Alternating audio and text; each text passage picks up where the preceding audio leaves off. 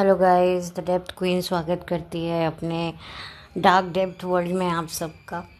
और इस dark depth world में आज हम लोग जिस टॉपिक को डिस्कस करेंगे वो है फ्रेंडशिप के ऊपर, क्योंकि अब बहुत जल्द फ्रेंडशिप डे भी आने वाला है। आई डोंट नो कि मैं ये वीडियो कब अपलोड करूँगी, फ्रेंडशिप डे वाले दिन या उसके बाद या उससे पहले, क्योंकि मुझे इतना पता नहीं रहता कि भाई, जितना मुझे पता है फर्स्ट वीक ऑफ अगस्त शायद फ्रेंडशिप डे होता है। अब मैं गूगल पे देखूंगी तो अब वो एक अलग बात है, बट मैं अपलोड कर दूंगी जब मुझे मौका मिलेगा। तो आप ये जब वीडियो देखेंगे तो ये फ्रेंडशिप डे के ऊपर है, ये दोस्ती के ऊपर है वीडियो। और मुझे लगता है कि जैसे कि वैलेंटाइन डे होता है, parents day, mothers day, fathers day, sibling day, daughters day, brothers day, तो ये जो डार्डू डे हम लोग मनाते हैं ना, ये मुझे लगता है कि अ, कहीं ना कहीं कुछ मोमेंट पर सही भी है कि भाई ये किसी को, जैसे हमारा बर्थडे होता है तो हम उस दिन उसको थोड़ा स्पेशल फील कराते हैं। तो शायद मुझे लगता है कि ये दिन भी इसीलिए शायद रखे गए हैं कि एक दिन जो है थोड़ा सा इंसान मूड से परे हट के, अपने जो रोज़मर्रा के परे मूड, जो बेकार मूड होते हैं उससे परे रहकर ये कुछ करता है। लेकिन मुझे लगता है कि क्या होता है, हम हर साल तो ये सब सेलिब्रेट नहीं कर सकते ना, हमें याद रहता है। और आपको मैं बर्थडे की भी सच्चाई बताऊं तो जब आप यंग होते हो तब आपको जो है आपका बर्थडे बहुत एक्साइटेड करता है।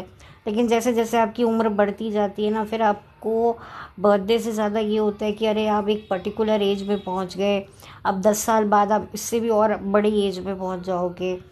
जैसे कुछ लोग 20s में होते हैं, तो जब उनका 30th बर्थडे आता है तो उनको थोड़ा सा रहता है कि यार अब 30th आ गया है तो 10 साल के बाद मेरा 40वां आएगा, फिर 50, 60, 70, 80, 90, फिर पता नहीं 90 भी, 80 भी या 70 भी पहुंच जाए इंसान तो आज की तारीख में बहुत बड़ी बात है। तो बर्थडेज की भी ना खुशी रहने लगती है कि यार हम इतने साल के हो गए। तो ये भी एक फ़र्क होता है। और एक टाइम तो ऐसा आता है कि भाई लोग कहते हैं भाई हमें बर्थडे विश करो ही मत, उनको डिप्रेशन हो जाती है कि यार हमने कुछ किया नहीं, इतने साल बीत गए और अब आगे भी क्या होगा, भविष्य की चिंता आजकल लोगों को इतनी ज़्यादा है। तो बहुत ज़्यादा आजकल लोग बर्थडे से भी दूर भागने लगे हैं। बट खैर, मैं बात ये टॉपिक पे नहीं कर रही, मैं कर रही हूँ दोस्ती के ऊपर कि दोस्ती चीज़ क्या है। दोस्ती एक ऐसा खूबसूरत रिश्ता है जिसको महसूस भी आप नहीं कर सकते। अगर वो खूबसूरती, अगर आप उसकी बरकरार रखने पे आएँ तो एक टाइम ऐसे हो जाता है कि उसकी आप जो जज्बातों को भी आप बयान नहीं कर सकते, वो क्या एहसास है उसको भी आप एक्सप्रेस नहीं कर सकते। जैसे कहते हैं ना, प्यार एक एहसास है, लेकिन मैं ये कहना चाहूँगी कि दोस्ती एहसास, प्यार सबसे बहुत परे है। लेकिन क्या होता है कि आज के टाइम पे हम उसको मेंटेन नहीं कर पाते। देखिए, मैं यहाँ पर ये नहीं कहती हूँ कि दोस्ती का मतलब एक दूसरे के कंधे पर हाथ रख कर साथ में बैठ के गाना गाने का या हंसने बोलने का। दोस्ती एक ऐसी चीज़ होती है जो आप साथ रह कर क्या, दूर रह कर क्या, बस आपको निभाना आना चाहिए। मैंने तो यही देखा है। कुछ रिश्ते होते हैं जो मतलब बस आपको एक कहीं ना कहीं आपका उनके साथ एक ऐसा रिलेशन होता है कि जब कभी भी आप किसी मुसीबत में होते हो और आपको उनका जहन में ध्यान भी आ जाता है ना, तो अपने आप आपके चेहरे पर एक हंसी आ जाती है। तो समझ लो आप एक अच्छे दोस्त के साथ हो। मैं इसमें बिलीव करती हूँ। आई नो कि मैं शायद, पता नहीं, आपको एक्सप्लेन कर पा रही होंगी ठीक से या नहीं, लेकिन मैं अपनी ज़िंदगी में ऐसी ही चीज़ों में बिलीव करती हूँ। क्योंकि देखिए, आजकल साथ में रहना किसी के भी बहुत इम्पॉसिबल हो गया है। लोग कहते हैं साथ में रहो, फैमिलीज़ छोटी होती जा रही हैं, लोग अकेला रहना ज़्यादा पसंद कर रहे हैं। क्योंकि उसका सबसे बड़ा रीज़न है क्योंकि लोग साथ में रहकर एक दूसरे की गलतियां देखनी शुरू करते हैं। अगर आपको ध्यान होगा, लॉकडाउन में लोगों के झगड़े आपस में, घरेलू हिंसा इतनी बढ़ गई थी क्योंकि हस्बैंड वाइफ 24 घंटे साथ में रह रहे हैं। ना हस्बैंड को स्पेस मिल रहा है, ना वाइफ को स्पेस मिल रहा है।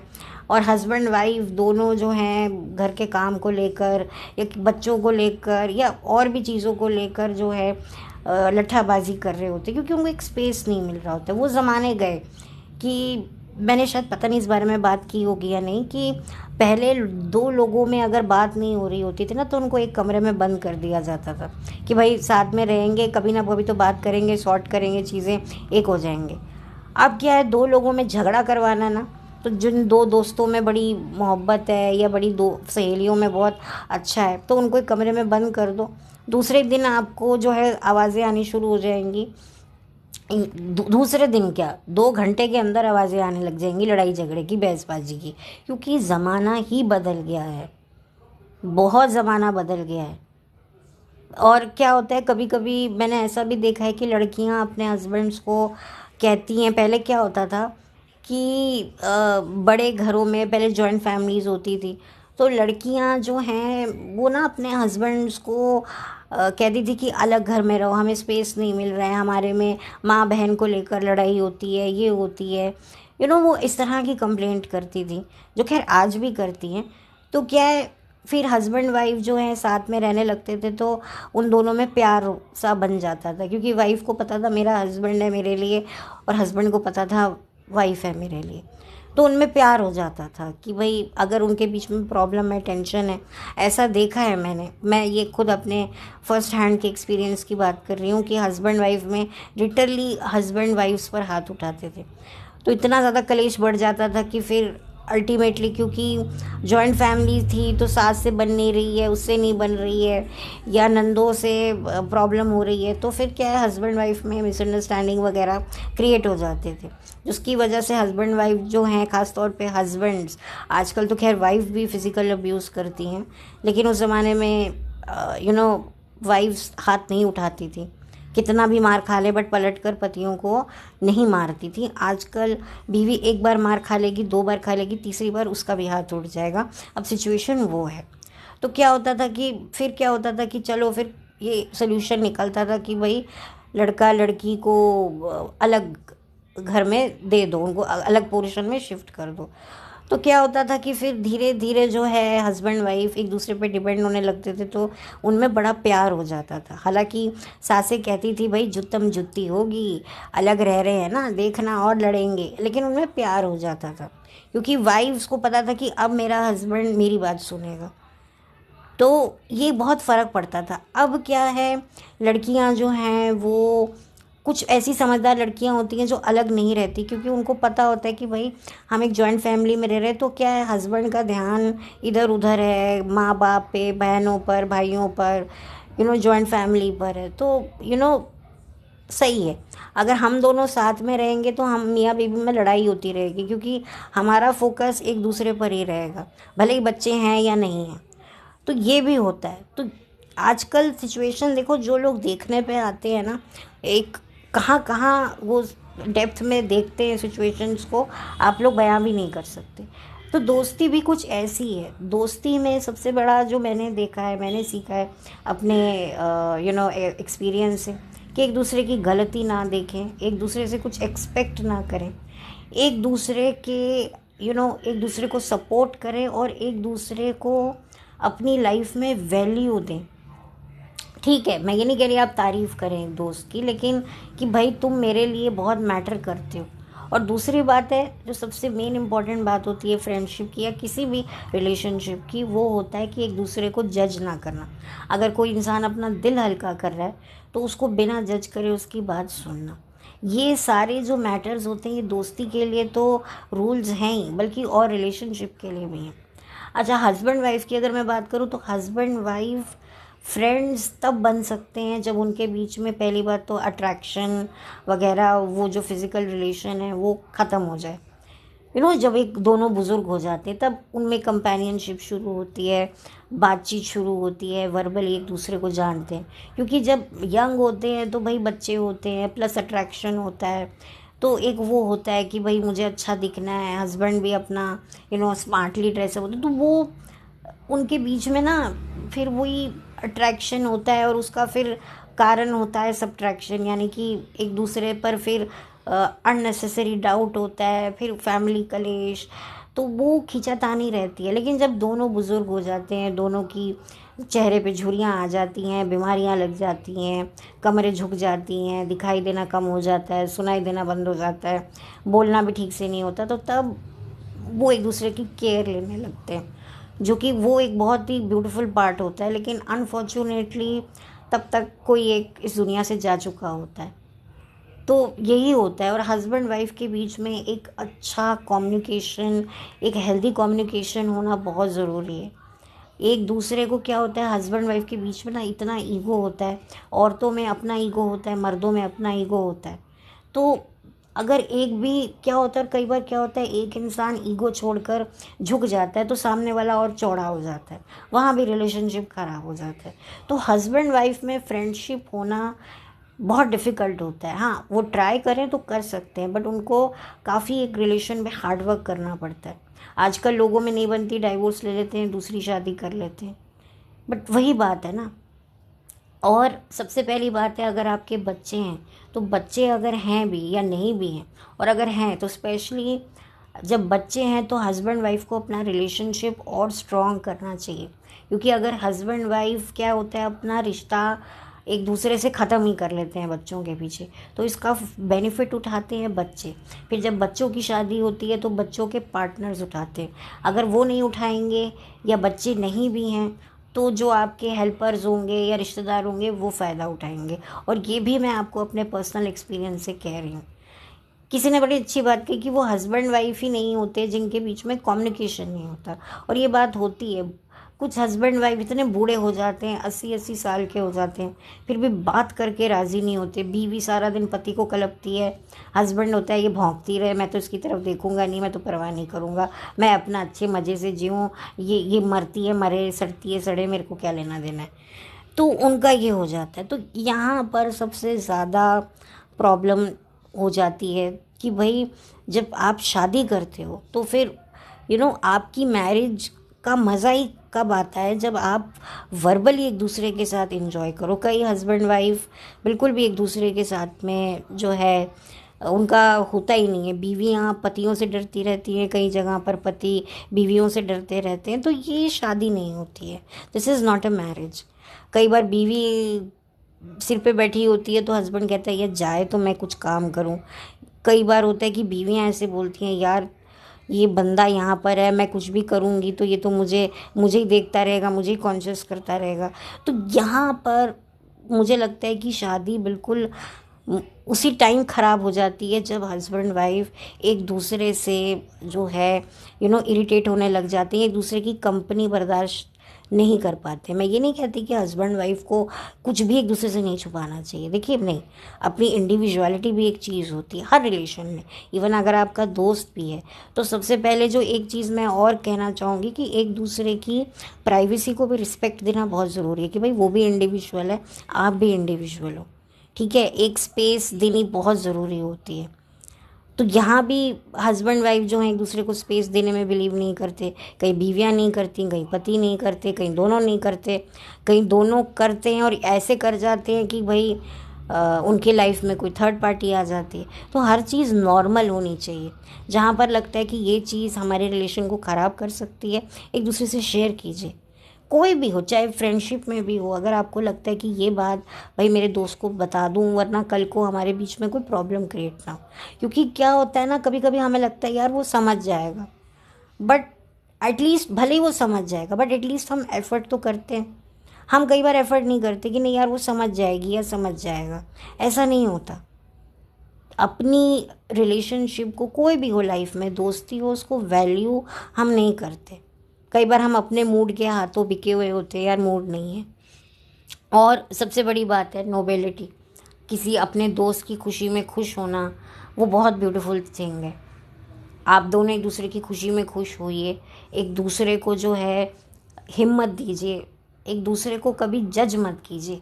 ये कुछ ऐसी बातें हैं ना जो आपको वक्त के साथ आप, और ये बातें आप किसी भी रिलेशन में अप्लाई करोगे ना, आपका रिलेशनशिप खूबसूरत बनेगा। लेकिन यहाँ पर मैं दोस्ती की बात कर रही हूँ, तो भाई आपका दोस्त जहाँ रहे वो खुश रहे, और उसको भी ये पता हो कि ज़िंदगी में मैं लाइफ में कहीं पर भी पहुँच जाऊँ तो चंद लोगों में से एक मेरा दोस्त भी होगा जो मेरी खुशी में खुश हो रहा होगा, भले ही वो मेरे साथ नहीं है। देखिए फैमिली, माँ बाप, भाई बहन, ये भी एक टाइम बाद जो हैं खुश होते ज़रूर हैं, लेकिन वो तो होंगे क्योंकि उन्होंने आपको पैदा किया, उनके साथ आपका एक ब्लड रिलेशन है। बट एक ऐसा रिलेशन जिसके साथ सिर्फ़ और सिर्फ आपका हार्ट कनेक्टेड है, वो कोई भी रिलेशनशिप हो सकता है, हस्बैंड वाइफ का, इवन गर्लफ्रेंड बॉयफ्रेंड का, या दोस्तों का, कोई भी हो लाइफ में। कई बार ऐसे भी कुछ आपको रिलेशन मिलते हैं जो आपके दोस्त नहीं होते, फिर भी एटलीस्ट आपको वो कहीं ना कहीं वो सारी चीज़ें आपकी फुलफ़िल कर जाते हैं जो शायद आपको कभी दोस्त से भी नहीं मिली होंगी। और कई बार ऐसा भी होता है कि सामने वाला आपको भले ही दोस्त ना माने, लेकिन आप उसको अंदर से अपना दोस्त मानते हैं। आप जानते हो कि भाई इसको तो पता भी नहीं है मैं इसको अपना अंदर ही अंदर दोस्त मानता हूँ। और भले ही वो आपके लिए कुछ ना कर पाए, लेकिन एक कहते हैं ना वन साइडेड मोहब्बत होती है, एक वन साइडेड फ्रेंडशिप भी होती है। और वन साइडेड मोहब्बत से कई ज़्यादा अच्छी होती है वन साइडेड दोस्ती, क्योंकि ना उसमें एक्सपेक्टेशंस होती हैं, ना उसमें कोई लड़ाई होती है, ना किसी भी तरह का एक वो जेलसी, कुछ भी नहीं होता है। तो मैं ये मानती हूँ कि एक तरफ़ा मोहब्बत आपको शायद बर्बाद कर देती है, और एक तरफ़ा आपकी जो दोस्ती होती है ना, वो बहुत ज़बरदस्त होती है। और ऑफ कोर्स दोनों तरफ से दोस्ती हो वो तो खैर एक अलग ही उसका मज़ा है। इक्वली अगर दोनों एक दूसरे को रिपे कर रहे हैं, एक दूसरे को संभाल रहे हैं, तो वो तो बहुत बड़ी बात है। तो ये भी एक दोस्ती ये भी होती है कि वन साइडेड दोस्ती है। आपको पता है कि भाई वो इंसान को तो कभी पता भी नहीं चलेगा आप कभी उसको कितना रिस्पेक्ट करते हो। यहाँ पे लड़का लड़की की मैं बात नहीं कर रही हूँ, मैं यहाँ पर किसी भी आप फॉर्म में देख लीजिए, कई लोग होते हैं जो जिनको बहुत आइडलाइज करते हैं, उनको बहुत रिस्पेक्ट करते हैं, लेकिन आप कभी उनको जाकर बोलते नहीं। जैसे आप फिल्म स्टार्स को ले लीजिए ना, आप लोग कितने ज़्यादा उनको अप्रिशिएट करते हो, उनकी हर फिल्में देखते हो, वो कुछ भी अचीव करते हैं, आप खुद पार्टियां देते हो कि यार देखो उसको अवार्ड मिला, तो वो कितनी आप अच्छा करते हो। और सबसे बड़ी बात है कि जो वन साइडेड रिलेशनशिप होता है वो कभी आपको क्लेम नहीं कर सकता। जैसे मियाँ बीवी में होता है, अगर आप किसी को छोड़ दोगे तो दूसरा बंदा आप पे क्लेम करेगा, आप पर दावे बोलेगा, तो ये भी एक फ़ायदा होता है। बट खैर वो एक अलग सिचुएशन है। लेकिन मैं कह रही हूँ कि दोस्ती जो होती है ना, वो कहते हैं ना कि आपकी जो गलतियों को भी वो जो है आपको बहुत तरीके से बता करके उससे निकाल ले, दोस्त वो होता है। वो गाना है ना, यारो दोस्ती बड़ी ही हसीन है, जो के ने गाया था, उस गाने का एक एक अगर आप सुने ना, कि तेरी हर एक बुराई पर डांटे वो दोस्त, गम की हो धूप तो साया बने तेरा वो दोस्त, नाचे भी वो तेरी खुशी में। तो ये सबसे खूबसूरत बात होती है। भले ही आपका दोस्त आज आपके साथ नहीं होता है, लेकिन उसको कहीं से पता चलता है यार मेरे दोस्त ने ये अचीव किया है। भले ही आप उसको कॉन्ग्रेचुलेशन भी नहीं विश कर सकते, आप इसी सिचुएशन में होते हो, लेकिन उसको ये पता होता है कि हाँ अगर मेरे दोस्त को पता चलेगा या उसको पता चला होगा तो वो बहुत खुश हो रहा होगा। ठीक है, वो मुझे आज मैसेज नहीं कर सकता, वो मुझे नहीं कर सकता, वो इस हाल में नहीं है, कोई भी उसकी प्रॉब्लम हो, तो ये कहते हैं ना एक आपकी वाइब्रेशंस आपको कैसे कहते हैं ना, साइलेंस स्पीक होती है। तो दोस्ती में भी यही चीज़ होती है कि दो दोस्त बिना एक दूसरे से कुछ कहे एक दूसरे की बात समझ जाएं। ये सबसे बड़ी खूबसूरत दोस्ती की बात होती है। बट ऐसी दोस्ती मुझे लगता है सिर्फ लफ्ज़ों में मिलती है, या हमारे ख़्यालों में मिलती है, या हमारी कल्पनाओं के थिएटर में ऐसी दोस्ती को हम इमेजिन करके उसकी फ़िल्म बना कर चलाते हैं। बट आई विश कि ऐसी दोस्ती हर किसी को लाइफ में मिले, क्योंकि ऐसी दोस्ती आपको ज़िंदगी में बहुत हिम्मत देती है, करेज देती है, आपको आगे बढ़ने के लिए बहुत प्रोत्साहित करती है। अगर आपकी ज़िंदगी में कोई ऐसा शख्स है जिसके आगे आप अपना दिल खोल कर, बिल्कुल जैसे पुर्जा पुर्जा कहते हैं ना, जैसे आप कोई सॉकेट को खोलते हैं, उसका एक एक वायर या कील निकाल के कैसे खोल देते हैं, तो बिल्कुल ऐसा ही कोई दोस्त आपकी ज़िंदगी में हमें अगर है ना, भले ही वो आपको पैसों से या कहीं से भी मदद नहीं कर सकता, वो आपके लेवल का नहीं है, लेकिन अगर वो आपको बिना जज करे आपकी बातों को सुन रहा है और आप उसके सामने अपना दिल हल्का करके आपको अच्छा फील हो रहा है, तो ये भी किसी बहुत बड़ी कमाई से बढ़कर नहीं है।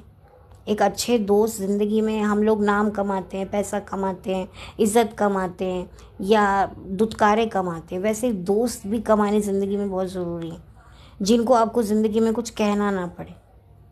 और अगर आपने उनको कहा और उन्होंने भले ही वो आपको मना भी कर दे, लेकिन तब भी आपके दिल में रहे कि ठीक है यार, उसने मुझे मना कर दिया, बट मैं जानता हूँ कि वो अंदर से वो भी दुखी होगा कि वो मेरे काम नहीं आ सका। तो आई होप मैं आपको सही से एक्सप्लेन कर पा रही हूँ कि दोस्ती कितनी गहरी होती है, दोस्ती के मायने कितने गहरे होते हैं। हम किसी के हाथ पर एक बैंड ज़रूर बांध देते हैं और हैप्पी फ्रेंडशिप डे विश कर देते हैं, लेकिन मुझे लगता है बैंड से कई ज़्यादा एक एक जो एक वाइब्रेशन का बैंड होता है ना, वो सबसे ज़्यादा मजबूत होता है, जो दिखाई नहीं देता, जो जिसको आप महसूस करके भी नहीं कर सकते। मैंने ज़िंदगी में ऐसी ही दोस्तियों में मैं बिलीव रखती हूँ। ठीक है, दोस्तों में लड़ाइयाँ होती हैं, मैंने ऐसी भी सिचुएशन देखी है जहाँ दो दोस्त एक दूसरे से लड़ जाते हैं, बट कभी एक दूसरे के बारे में बुरा भला नहीं कहते। वो कहते ठीक है, जो हुआ हुआ, भले ही हम आज बात नहीं कर रहे, लेकिन हम एक दूसरे को बदनाम नहीं करेंगे। क्यों? क्योंकि जो एक अच्छा वक्त उन्होंने साथ में बिताया हुआ होता है, वो अच्छा वक्त ही वो अपने साथ लेकर चलते हैं और उसी से अपनी दोस्ती को चेरिश करते हैं, और इसी वजह से वो कभी भी एक दूसरे की बुराई नहीं करते, नो मैटर वॉट। हो सकता है उनके आपस में एक दूसरे से मन भी दुखे हों, मन टूटे भी हों, लेकिन फिर भी वो उन्हीं मोमेंट्स को याद करके खुश रहते हैं कि यार हमारी ज़िंदगी में एक दोस्त था, भले ही ठीक है जो भी हुआ। तो ऐसी भी दोस्तियाँ होती हैं, ऐसे भी रिलेशनशिप्स होते हैं। तो दोस्ती एक, कहते हैं ना, एक ऐसी एहसास है जिसको आप एहसास भी नहीं कर सकते। तो बस मेरा यही था कि अगर आपकी ज़िंदगी में कोई ऐसा दोस्त है, मैंने जैसे कि पहले कहा कि सुल्तान मूवी में जो सलमान खान है वो अनुष्का के पीछे भागता रहा, लेकिन कभी उसने पलट कर अपने दोस्त के पीछे मुड़कर नहीं देखा, जो उसकी नाकामयाबी में कामयाबी में हर चीज़ में बराबर खड़ा रहा, जिसको ना उससे कोई क्रेडिट चाहिए था, ना ही उससे उसको कुछ कोई बेनिफिट चाहिए था। बीवी को तो भले ही वो चाहिए, क्रेडिट चाहिए, पैसा चाहिए, अटेंशन चाहिए, बच्चा चाहिए, रिस्पेक्ट चाहिए, वो चाहिए, लेकिन उसको कुछ नहीं चाहिए था। उसने कभी नहीं कहा कि यार मुझे भी अपनी पहचान बनानी है। उसके बस दिमाग में ये था कि मुझे अपने दोस्त की खोई हुई पहचान वापस दिलानी है, उसको उसके परिवार से मिलाना है, तो जो सलमान खान का फ्रेंड बनता है। तो आई थिंक ये होती है दोस्ती, बट उस पिक्चर में नहीं दिखाया गया कि उसने उसकी फ्रेंड को वैल्यू नहीं दी है, वो अनुष्का को ही वैल्यू देता रहा। तो ये बात होती है, दोस्ती वही होती है जो निस्वार्थ होकर आपके साथ खड़ी रहे। आप भले ही अपने दोस्त को कुछ नहीं दे पाओ, यहाँ तक कि क्रेडिट भी ना दे पाओ, फिर भी आप उसको छोड़ के नहीं जाते। आई थिंक वो होती है एक सच्ची दोस्ती। तो खैर, बातें तो बहुत बनती जाएंगी दोस्ती पर, तो बातें कितनी भी मैं करूं वो कम है, बट वही बात है।